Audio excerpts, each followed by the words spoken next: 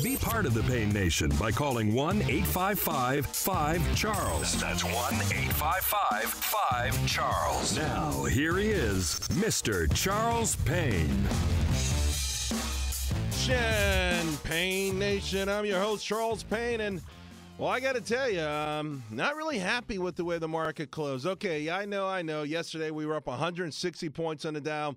That's good stuff, but I got to tell you, today, I'm always telling you, when you watch the market, the first 30 minutes of trading, maybe hour, is considered amateur hour. A lot of big-time guys don't even make their move. It's always how the market closes.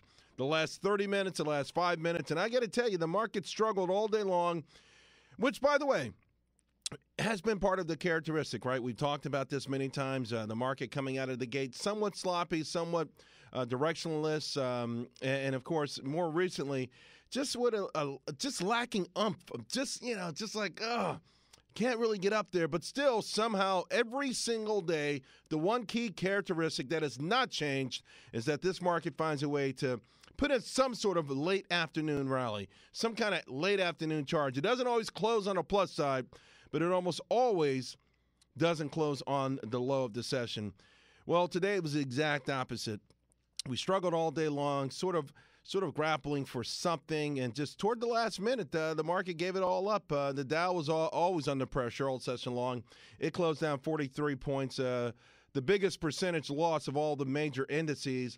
NASDAQ, which was firm throughout the session, Apple hit another all-time high today, still ended up off 2 points, and the S&P 500 down 4 points, 14.12. The euro was off just a little bit fractionally, nothing to talk about much. Bond yields, though, pulling back. It's interesting. I had a guy on FBN today who actually thinks that bonds are still the place to be, although overwhelmingly Wall Street says it's not the place to be, that this multi-decade bond market rally is finally over. You've got things in there that would suggest that it's just much better to be in stocks right now.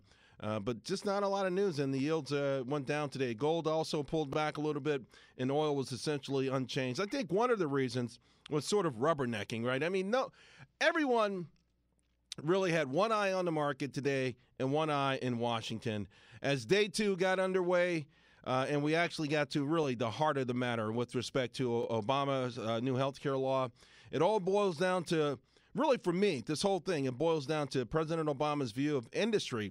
Not just the healthcare industry, but industry itself and the system that we call American capitalism. I think he feels it asks too much of the individual. And he probably thinks he's doing us a major, major favor, that he's some sort of savior, in fact, because he's going to exorcise us from our demons of accountability, our demons of self-reliance, the demon of free markets. It's the power. Holy water.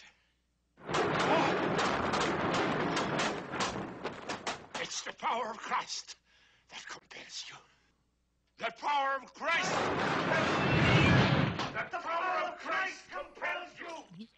The power of Christ compels you. Can the government, this is the central question, can the government compel you, an individual, to buy a particular product or face unrelenting fines for the rest of your life? That is at the heart of this. Beyond, though, this is just the idea that government knows best, that government needs to push the free markets out of the way and control our lives because, in fact, they know a lot better than we do. So can the government actually do this? Can they compel an individual to buy a particular product or, again, face these amazing fines? Our guest yesterday said it would be like $20,000 a year, a crazy number that is just unimaginable. Well, a lot of people got excited, at least a lot of opponents of the Obamacare were excited today, with early comments from potential swing voter Justice Kennedy, who seemed to have his doubts. For the moment, you may disagree. Assume for the moment that this is unprecedented. This is a step beyond what our cases have allowed, the affirmative duty to act to go into commerce. If that is so, do you not have a heavy burden of justification? The heavy burden of justification, I got to tell you, that was the news that flashed everywhere. That was the thing that everybody everyone sort of glommed onto early on, the heavy burden of justification. But I got to tell you, there was also another part in there, a part that's not getting a lot of play, where Scalia was really he had the Solicitor General on the ropes. In fact, a piece just came up from Mother Jones, a decidedly liberal publication, that just ripped this guy, the Solicitor General, in shreds. They said he came out there stampering. He was afraid. He was in over his head, and it feels like they're throwing in the towel. But Scalia put it to him that, everyone has to go to the market. Eventually, we all have to buy food, and this more or less would be the government telling us, when you do go to the market, you've got to buy broccoli. By the way, broccoli brought up 9 times today. So as Varelli was trying to explain this, you could see he was completely put off his game.